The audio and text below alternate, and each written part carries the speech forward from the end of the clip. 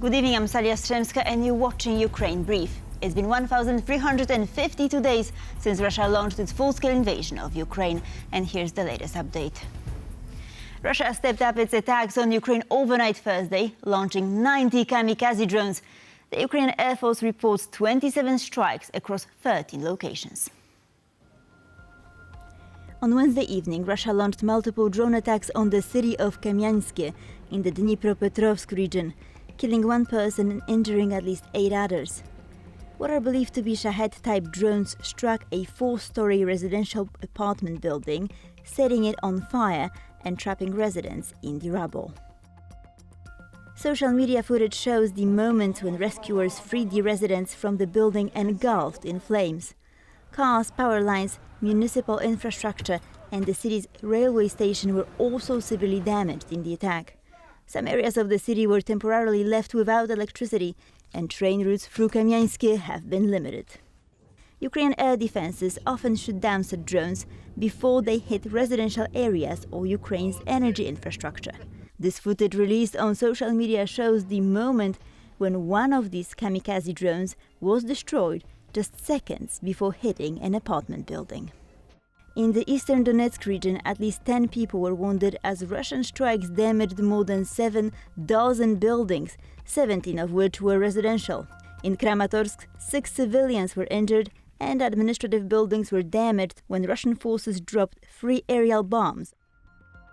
In the Zaporizhia region, Russian strikes destroyed 2 homes, injuring 1 woman.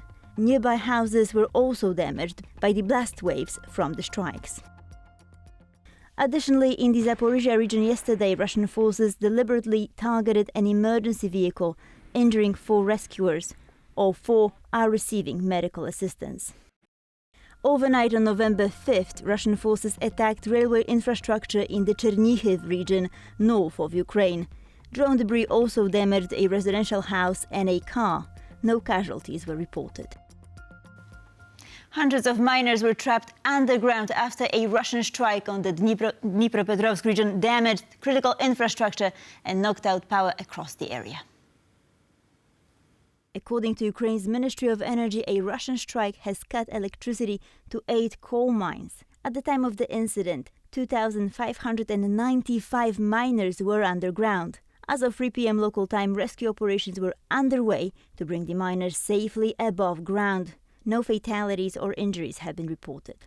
Ukraine's Minister of Energy, Svitlana Hrinchuk, said, Russia continues to target civilians. The Russian tactic is clear: to leave Ukrainians without electricity and heat in winter. Russian drone attack on the Dnipropetrovsk region also damaged local infrastructure in Volgograd, leaving the city and the nearby area without electricity. Residents reported widespread power outages across the city, though some cafes remained open by using generators.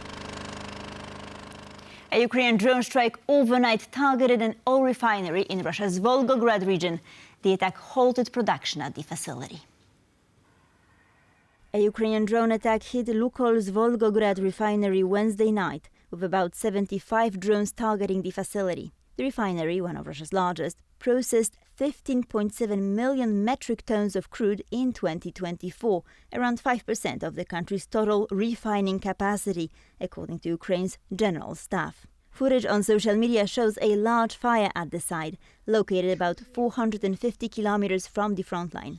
Officials said 2 main processing units were damaged, cutting production by roughly 20%.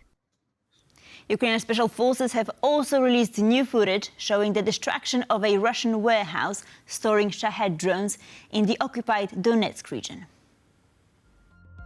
On the evening of November 5th, Ukraine's Special Operations Forces struck a Russian base used to store, equip and launch Shahed drones in the occupied city of Donetsk. The target was located on the grounds of the former Donetsk International Airport. The footage captures the moment a Ukrainian kamikaze drone hits the facility, triggering a massive explosion and fire.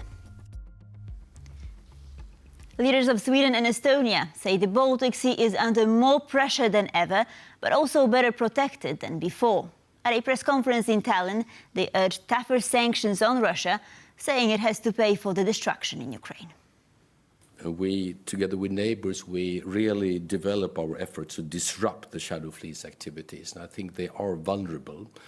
They still have too good use of the income they receive that way, but we are on them all the time.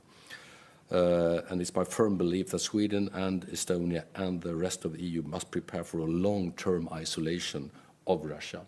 This will not end with this war. Lasting change comes from the pressure. Sanctions work, so we must move quickly with the 20th package. Let's keep targeting Russian fossil exports and the shadow fleet. This is a danger to both our security and our environment. And I am glad we have real progress on using frozen Russian assets. Ukraine needs these funds now, and our message is also clear. The aggressor must pay. Russia cannot get its money back before it has compensated all the damage.